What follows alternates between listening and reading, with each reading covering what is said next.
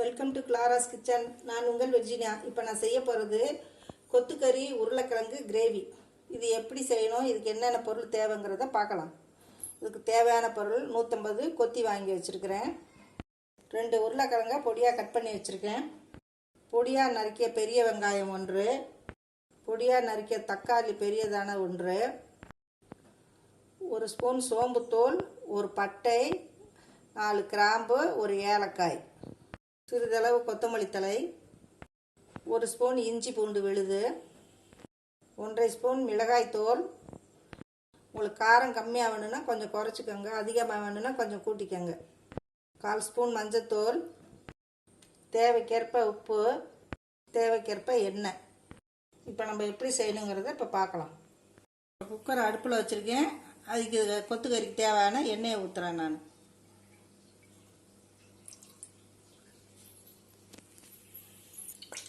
இப்போ இந்த சோம்பு, பட்டை, கிராம்பு, ஏலத்தை போடுறேன்.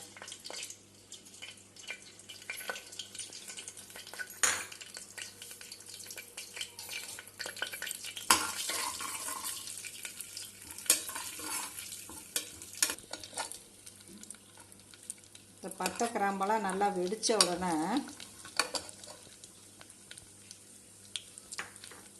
இந்த வெங்காயத்தை போடுவோம்.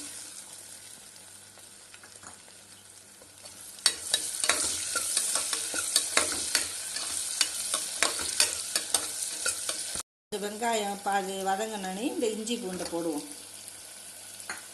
ஸ்டார்டிங்கில் போட்டோம்னா அது பாத்திரத்தில் ஒட்டிக்கும் இஞ்சி பூண்டு.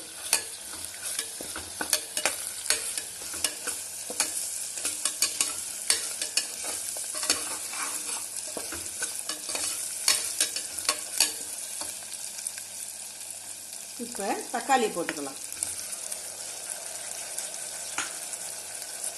அப்படியே இந்த கொத்தமல்லி தழையும் போட்டுக்கலாம்.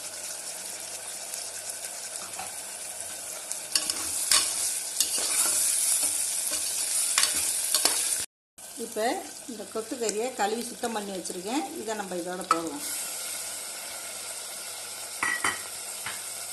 மஞ்சத்தூள் போடுவோம்.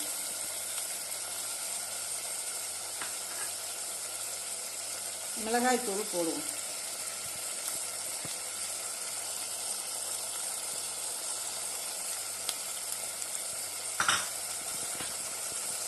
இதுக்கேற்ற உப்பு போடுவோம்.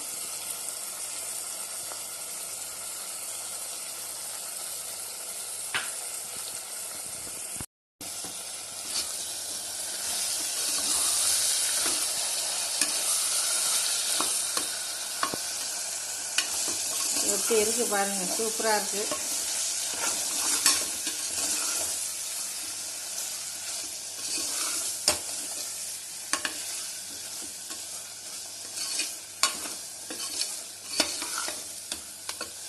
இப்போ நல்லா வதக்கியாச்சு.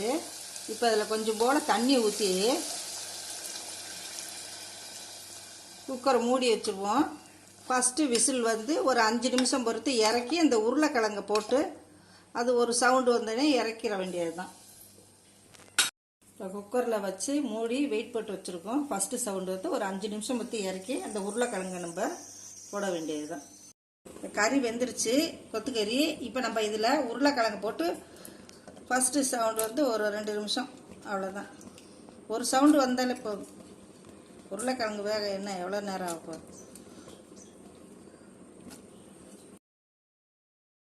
உருளைக்கிழங்கு போட்டது அது வெந்துருச்சு. இப்போ நம்ம இறக்கிற வேண்டியது தான்.